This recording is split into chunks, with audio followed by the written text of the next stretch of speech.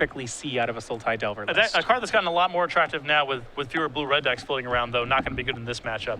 These are also two staple players of the upstate New York legacy scene, which is among the best in the United States, in my opinion. That Albany, Syracuse, Buffalo area.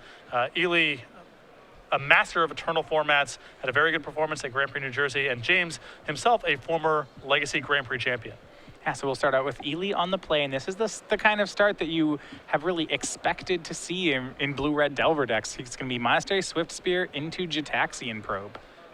Yeah, this is a straight throwback. Now, a card that is pretty good against these blue-red decks is Tarmogoyf. It's just big. It's hard to bolt.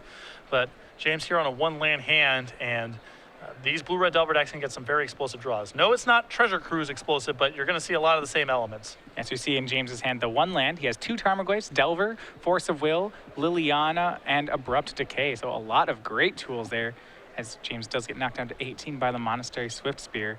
He actually starts on Verdant Catacombs, which was not the land that Ely saw. So interestingly enough, James is going to show him land 2. Well, Ely's deck is playing with copies of Wasteland, and in that spot, James just cannot afford to get hit by Wasteland. So, yeah, you'd like to conceal your draw, but it's just better to get land number 2. All right, it's going to be Snapcaster Mage on Gitaxian Probe for Ely. We'll see if James wants to counter. This opening makes me so happy. And it's good enough to get the Force of Will out of James's hand. Might be good enough to fight back over. I guess Ely may have to save counterspells in his hand for the impending Tarmogoyfs, which are problematic for him. So, yeah, I'll see what he wants to fight over. It is a lot of damage, though. And yeah, Ely's going to go ahead and fight back. He's going to pitch Brainstorm to a Force of Will of his own.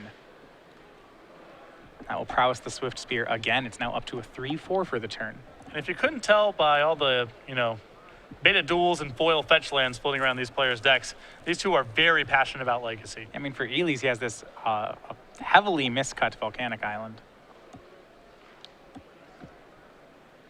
So both Force of Wills will happen there. And here comes Swift Spear. That's going to be for 3 after the Gitaxian Probe and Force of Will from Ely. And James is down to 14. This really gets me going. Snapcaster Mage Gitaxian Probe is my kind of language. It's like Silvergill Adept that you have to pay 2 life for, but you don't have to be playing Merfolk. Yeah, and it can get back, Lightning Bolt or Brainstorm. It isn't just draw a card. A second land from James, and he does not make one of his copies of Tarmogoyf here. He's Yeah. rather holding up his Abrupt Decay. Doesn't want to get Daze in this spot. Can blunt a lot of the impact if he draws land number 3, that he doesn't have to worry about Daze, and the Tarmogoyf still does a lot of blocking. Yeah. Ely here, it will be Flooded Strand. And here's a swing. This is a 4/3. No spells yet from Kassis.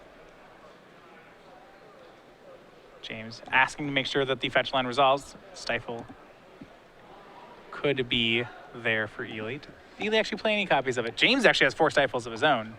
No, Ely with just the, sort of the pure velocity, don't play with situational cards, Treasure Cruise / Dig Through Time philosophy. All right, so Monster Swift Spear is taken down, but Snapcaster Mage will get in. James is at 11. Ely just about halfway there. So he has Burn in his hand as well. Chain Lightning. Now that there's no Swift Spear, he'll just go ahead and chain James. Puts him to 8, and he passes the turn. James, his draw did not hit land for you, but he did get a Daze of his own. If he doesn't have a removal spell, he's probably going to have to tap out for this Tarmogoyf and just hope. Yep, and that is the play. He'll go for Tarmogoyf. There are 2 cards in Ely's hand. Does it resolve?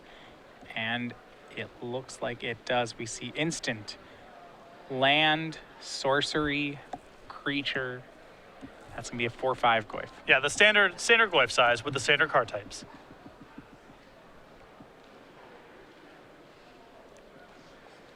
Ely not too phased by this, though. He was already last turn using burn spells upstairs, so presumably he's got a plan of how to deal with these Goyfs. Well, his plan might just be James can't really attack, and I might be able to burn him out, and if I can't burn him out, I still get a lot of draw steps. All right, well, here's going to be 1 Lightning Bolt, and that may be at the Tarmogoyf. Interested by this line. Well, I think his philosophy here is get this Tarmogoyf off the table. I think Ely's last card after the second bolt is a Dig Through Time. So then you have him at 6 resolving a dig. What I think what he's going to do is he's going to cast Dig and exile all the copies to shrink the Tarmogoyf. I think this is a really I like how this line worked. Yeah, this is much sharper. Yeah, with land instant in James's yard, as long as Ely delves away everything that's not land or instant, yeah, that will kill the Tarmogoyf, which has 3 damage on it. Very nice. That's much better than the play I suggested. The daze, however, okay. However, the dig doesn't resolve. James does use the daze on it, but that's still very well played by Ely. James will spend his turn just recasting Tarmogoyf. Or rather, casting his second Tarmogoyf.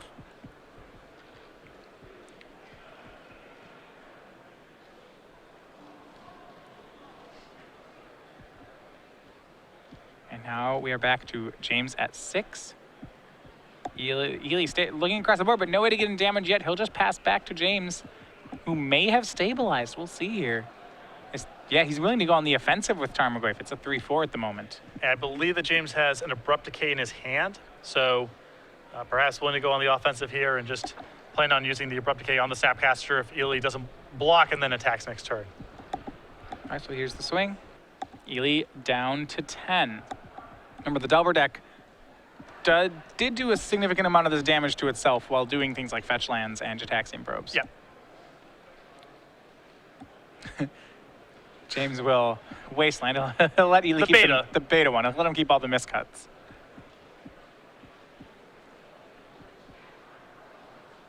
And Ponder from Kassis. There's concepts like card advantage. There's concepts like tempo, and then there's monetary advantage. If you can use your, whatever it is, $100 some odd foil wasteland to take care of a $2,000 volcanic island, well then, yeah, you're up quite a bit in the financial exchange. And I don't even know about financially though. Some of these miscuts, you don't even know what they're at. I don't know, but a beta is a beta. Yeah. Abrupt Decay does take care of the Snapcaster. James stays at 6. We go back over to James's turn. He'll start with a Brainstorm.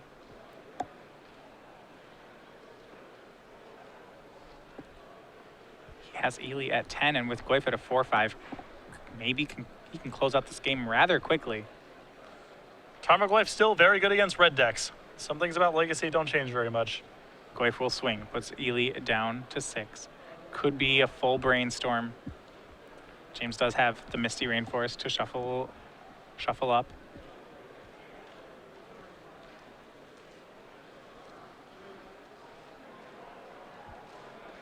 And he'll go ahead and do that here. Both players at 6. James goes down to 5 to crack the fetch land. He does have one more copy of Brainstorm in his hand. James doesn't want to do that fetch land if he can avoid it. But in terms of sequencing his cantrips, it's just worked too much. Yeah. The Ponder from James.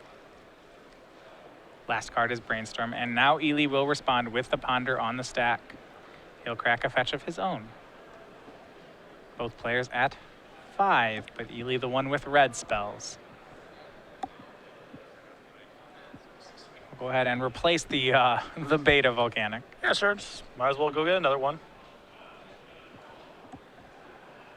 One thing is, there actually, as you've known in these blue-red Delver decks, there are not many mana-producing lands in the deck. Outside of these 3, he has 3 wastelands, 4 volcanic islands, and 1 island. The rest of the deck is fetch lands, so there's actually only one more mana source in Ely's deck that he can fetch for. With Dig Through Time, you just want all high-octane stuff. So now the Ponder resolves for James. So he did get lightning bolted there, down to 2 off when Ely brainstormed. And it'll be another brainstorm. Can he find the last 2 points of burn? Not even looking at him yet. He said it's the 3rd one down.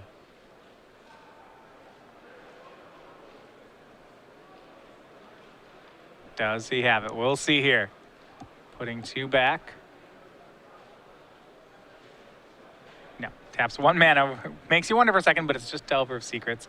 And another Delver of Secrets. He's put an instant on top of his deck. It's not a burn spell, but it's pretty close. Yeah, second Delver here is very good because I think that James has an Abrupt Decay amongst the cards he was looking at. But the second one's still lethal. Right, and the Tarmogoyf is not lethal yet. Right. He's at 5. He can take 1 more hit, assuming nothing happens funky with the card types. Another Abrupt Decay for James, and a Brainstorm. This one's real close.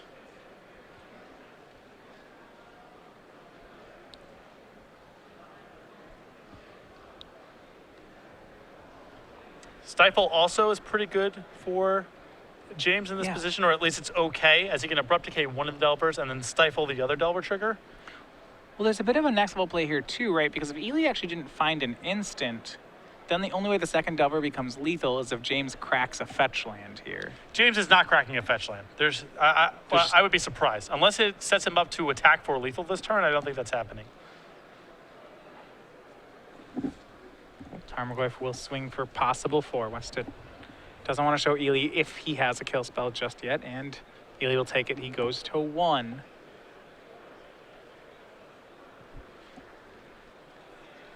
James's hand, fetch land, brainstorm. He'll go ahead and stifle one of the Delver triggers. This is very well played here. He's going to stifle one of the Delver triggers and let the other one flip, and I believe he'll kill the one that flipped. Yeah, Ely still gets some looks at it with the brainstorm he set up here, but with the abrupt decay, it's going to keep James above lethal. And if Ely makes a big attack and does not find a burn spell, James got to kill on the way back. Should get it. All right, well, here's the moment. Ely going to go ahead and draw 3 off this brainstorm. Can he find a burn spell?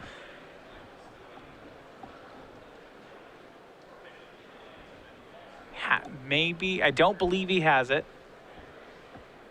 The thing is, Ely doesn't have to attack with the unflipped Delver. He can leave that back as a chump blocker. Now, they may not get him anywhere because he's brainstorm locked at this point. He can't shuffle his deck.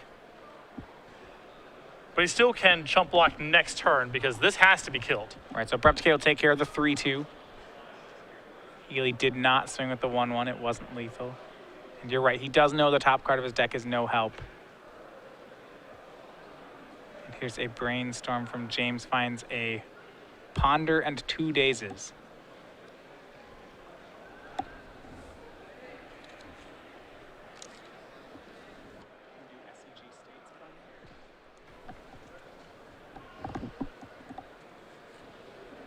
And that'll be a land from James. Now he's willing to go to 1.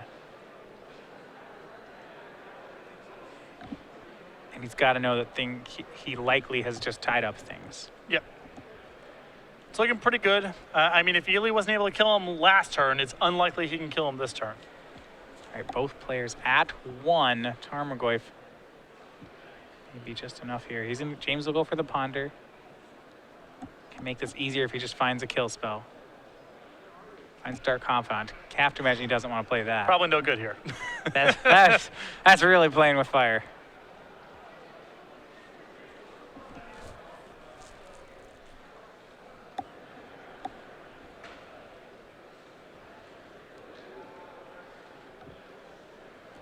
So this is tough because I think the Deathrite Shaman is a pretty reasonable draw here for James.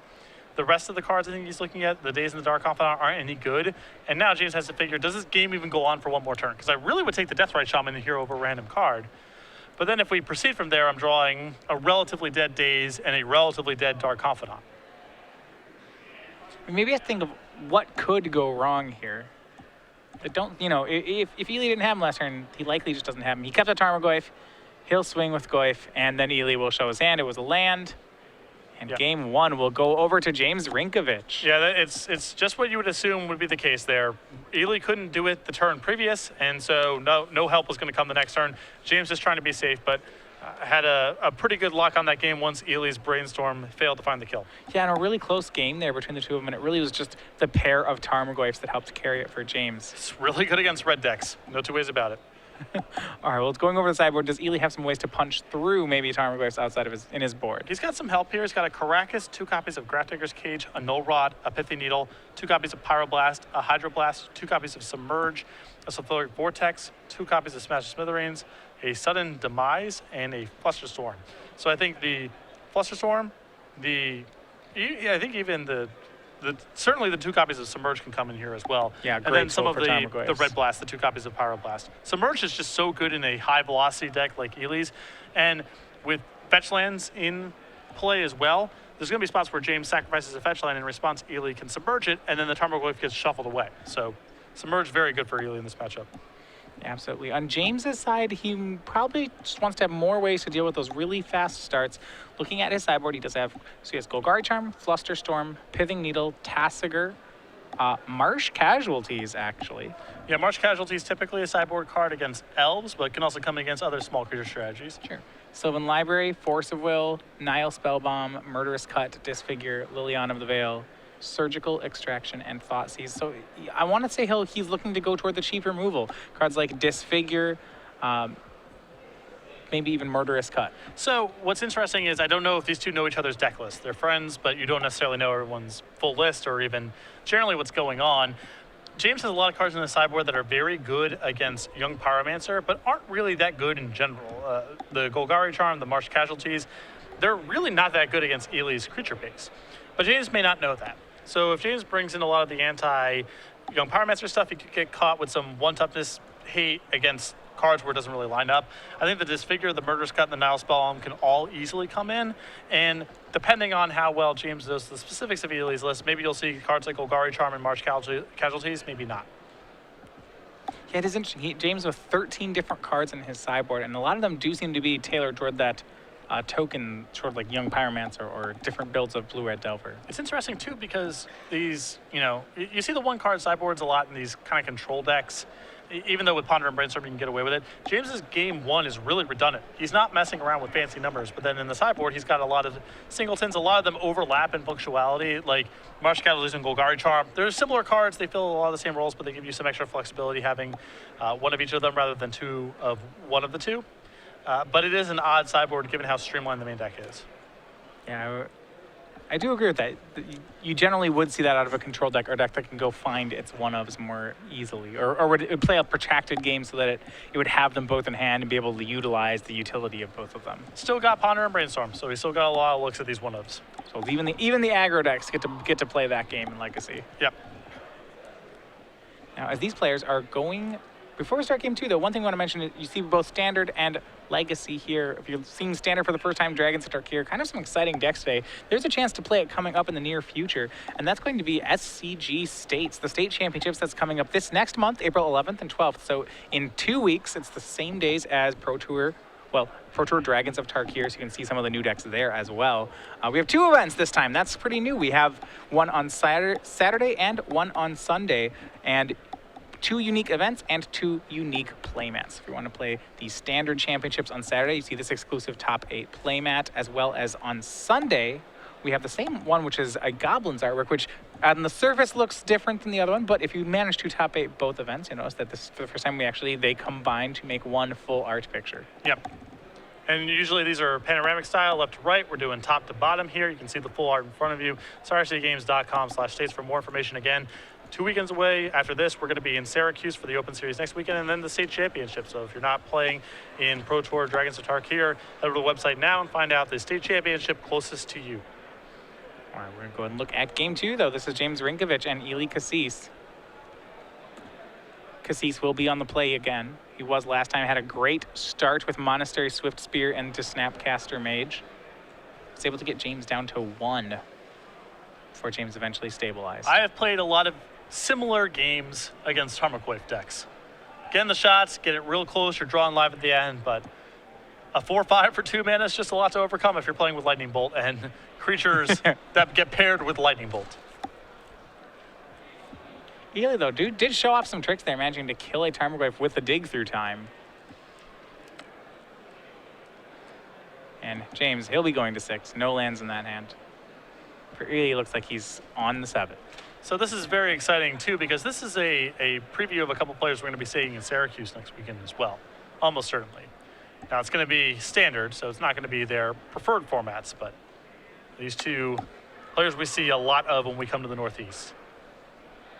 Yeah, both from upstate New York, as you mentioned before. Well, Rynkiewicz will be on 6. Now, in this matchup, going to sideboard, we're less likely to see cards like Stifle out of James's deck as he adopts a more controlling role, I would assume. I think that's definitely true, particularly when he's on the draw. Maybe on the play, he keeps them in to try to catch Ely's first fetch lane. I think it's even dubious there because Stifle does very little against Ely's deck otherwise. But I think on the draw, he's better served just having a pile of good stuff, just removal spells and good threats. Don't get too fancy. All right, well, Ely has a turn 1 Delver of Secrets, not Monastery Swift Spear. It's the other main 1-drop in the deck. For James, it will just be a land as he passes back. Do catch a glimpse of some of the stuff he has in from the sideboard. The Nile Spellbomb looks like it has come in to kind of help fight against Snapcaster Mage and Dig Through Time. I like it a lot in the matchup. It's a low cost. You know, it just cycles and does muck up some of Ely's graveyard shenanigans. Oh, Ely, on turn 2, he's going to go ahead and cast Brainstorm here. This may be actually during the upkeep to try to flip his Delver. Yeah, he announced the trigger, giving James an opportunity to stifle. And now he's casting the Brainstorm with the trigger on the stack to try to set an instant or sorcery on top of his deck. Plenty of instants and sorceries in his hand. He should be able to do that. Also has Wasteland for that for the Underground Sea that James has started. Yeah, this could be a really great opening here for Ely. Yep. Shows Lightning Bolt. Delver will turn into a 3/2. And he reveals it, and it's going to be stifled, it looks like. Stifled by the time he reveals it? I don't think you can do that. All right, well, so the Delver will be kept at a 1/1. Another land on Ely's side. So James has kept in some number of Stifle, actually. Yep. Which, you know, I'm not a big fan of in the matchup. I think that he's better served just trying to beat Ely just on the strength of better card quality. And so on his turn, Ely will play Monastery Swift Spear and crash in for 2. James down to 18. By playing the second creature, it does mean that James got a chance to untap with his colored mana source, which may have been pretty important. Well, I think Ely will now take an opportunity to use this Wasteland to very good effect. So we see Delver flips again, this time off Daze. And James made Nile Spellbomb and Deathrite Shaman last turn. Ely can really do some damage here. Cards like Wasteland and Lightning Bolt in his hand. He's going to waste James off of the colored mana. Then he's going to bolt the creature. This is what we call in the business a good turn. Yeah, Swift Spear will pump up to a 2/3. That's 5 damage across. James drops down to 13. And I don't know if he has any more colored mana there. Did get both of his colored mana sources taken care of, and they'll just go ahead and go on to game 3. Yeah, without colored mana in play, James can't even cycle the Nile Spellbomb and look for help. So just got completely cut off by Wasteland. Yeah, one of the we don't actually see that very much in Legacy recently. Players just get Wastelanded out of a game. It definitely was on the decline during the Treasure Cruise format because Wasteland was another, attrition-oriented card that fell by the wayside, along with Deathrite Shaman, Abrupt Decay, Stoneforge Mystic, Jace the Mind Sculptor, a million powerful cards. But I think that we're going to see a lot more Wastelands, and Ely's deck is a very good example of this. He's playing with 3 copies of Wasteland in his list, and these blue-red Delver decks a few months ago didn't touch the card at all. So I think you're just going to see an uptick of Wasteland in general, especially as various different forms of Delver, Sultai, Jeskai, Teamer, they're all going to be playing 3 or 4 Wastelands. So you're just going to see more of this card. In the Treasure Cruise era, there was not as much Wasteland, but now, yeah, the blue-red Delver deck has gone back to it. Yeah, trying to strip mine your opponent a bunch when the game is about Ancestral Recall doesn't really line up. And these blue-red Delver decks, their mana base was so sensitive that playing with a colorless land was off the table. But now, I think with the Delver decks a little bit more normalized, you're going to see more 3-color builds and a resurgence of Wasteland as a result. Yeah, and I mean, the Wasteland really, in these blue-red Delver decks, it feels much more like a spell than it feels like a land. He can cast almost none of his cards with it, colorless mana. Right. For the Teamer decks, it almost is, but those decks run so resource light that it's fine to use it as a spell. For the Jeskai build, that plays a lot more cards like Stoneforge Mystic and True Name Nemesis, where your Wasteland is making mana more often. It is much closer to the spell for these decks. Yeah, even on James's side, he's on a full 4 copies of Wasteland for the tournament. And the only spells he's facilitating in his main deck are Tarmogoyf, Dark Confidant, and Liliana the Veil. And Liliana the Veil is a little sketchy to count in your deck with Tropical Islands. So right. It is mostly a spell in both players' decks. That game, Ely able to get out ahead. Really kind of play that Delver-style strategy where they get 1 or 2 threats and then just simply trade any kind of card for any other card. Yep. Shrink the length of the game, trade 1 for 1 a bunch, be mana efficient. Find cards like Wasteland and Daze that either devour your opponent's entire turn or prevent them from playing at all. Win the game around turn 4, turn 5. I've seen a lot of that recipe. We'll see more and more of it. It's not going anywhere. It's always interesting when you look at these matchups just how similar the strategies are. In a sense, Ely's trying to get ahead and then trade, whereas James is trying to trade and then get ahead. Yeah, it is odd in that sense, but a good metric for the matchup as a result of what you're describing is when the board's empty, things are good for James. When the board's cluttered, probably good for Ely. On to game 3, James Rynkiewicz. He'll be on the play with Sultai Delver against Ely Kassis. This is the first game he's been on the play. If he kept in Stifles on the draw, I have to imagine they're there on the play as well. Well, you know, you can get into the other side of it is you can have the bluff of, well, Ely's going to play around it. Now I can cut it because I had it for game 2. Stifle is a weird one. People play the card very differently. They sideboard with it very differently. Turn 1 play from James is Deathrite Shaman. That will get a lightning bolt out of Ely. Cleaning the board.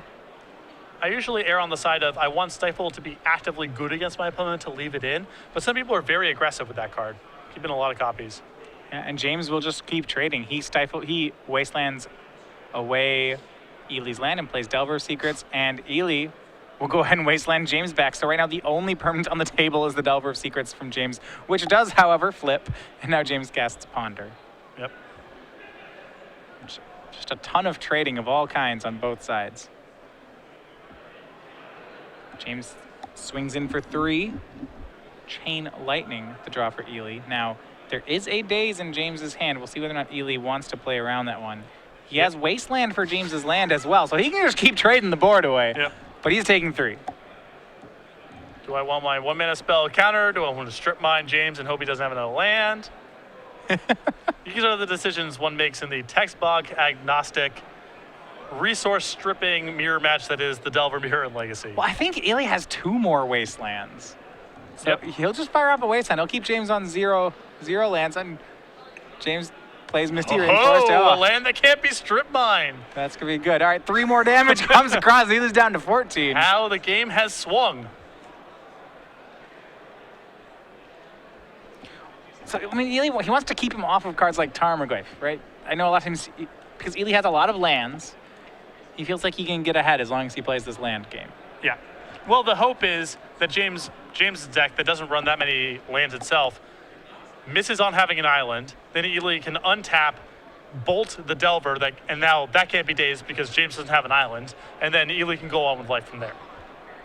So these Wastelands are more about, well, can I just hope that James just doesn't have another land? And then the game gets very easy to play. Now, main phase there, James goes ahead and fetches for Tropical Island. And Ely is going to play Wasteland and then waste James on James's upkeep, just in case James was going to brainstorm in response. Yeah, and that play from James indicated to me that he doesn't know Ely's deck list because cracking the fetch land last turn was a concession to possibly Ely having a Stifle of his own. Yeah. James does have another fetch land, though, so he'll play his own. Pass, and Ely's down to 11 and now 10. This turn 1 flip Delver really doing a lot of work. And James with a Wasteland in his hand, so Ely, make this land count. Well, I think we're going to see a Chain Lightning or a removal spell on the Delver, and then we might have a Daze War. So Chain Lightning on the Delver. James is going to fetch. If he's smart here, he will float a mana and then Daze the Chain Lightning. Yep. James has done this song and dance before, I am sure. Just so that he doesn't get dazed back. Yeah, float a mana and then he'll daze. See Ely not dazing back, and now Ely at 10, and it's James who starts with the Wastelanding. Sweet. Ely down to 7. Still, how many turns in a row have we started with just this one Delver of Secrets in play? Quite a few. Some flush graveyards, 2 permanents in play. Scalding Tarn versus Insectile Aberration. 3 Wastelands in Ely's yard, 2 Wastelands in James's yard. It's a classic Legacy game. Ely down to 6. Does he have a kill spell for this Insectile Aberration yet? One that can stick. You can go pretty low against Sultai Delver. They don't have a lot of threats. They're not going to burn you out. So even with Ely at 6, if he can find a bolt, just some way to get this Delver off the table, it may not be that hard for him to turn around the game very quickly, especially with James being, shall we say, light on mana. A lot of blue cards in Ely's hand, and this is a great news for James that Ely's turn is Brainstorm. Yep, Ely doing this now so he doesn't get dazed. But he needs to find a removal spell. And I don't know that he found a red card in here.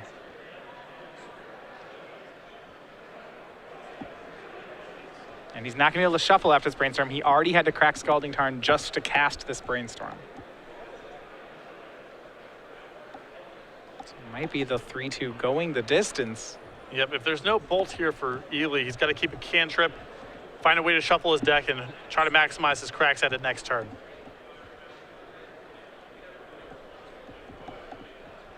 And that will be the turn. He passes back to James. James draws Disfigure. This puts Ely down to 3.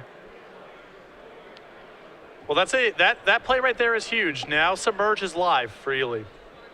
Yeah, James did play a green source in this tropical island. And Submerge in this spot can be brutal, because that's a lot of breathing space. Ely will crack a fetch land down to 2. Checks for Stifle. It's not there, so he'll get to reset the deck. Finds another tropical island. Ely does have to be careful about his dual counter. I believe these are all the tropical islands that are left in his deck. Yep. Rather, volcanic islands. After this, he has 1 basic island, and that's it for mana producers. But he doesn't need a lot of resources to run on. No. If these get wastelanded, then we start to see more of a problem. And Ely's going to go for that cantrip you're talking about, but the one he has is not a Ponder or Brainstorm, it's a Jataxian Probe. So he's going to have to draw into a Submerge or a red card here. Yeah, but it does look like the coast is clear. James has the opportunity to brainstorm and to help, but... Yeah, not a bad hand by James. Brainstorm, Tarmogoyf, Abrupt Decay, Disfigure. And Ely does not hit off his draw. He hit a red card, but it was Monastery Swift Spear. So 2-1, James Rynkiewicz moves on to 6-1, defeating friend Ely Kassis. So Wasteland's back. You didn't think that was going to be a thing? Yeah, games were... Well, that's a thing. 5 Wastelands were used in 1 game. No storage of it. And the Delver matchups now with Wasteland back, you're going to have some games where it plays out where, both players can kind of cast their stuff, and it's going to be sort of the last big thing standing.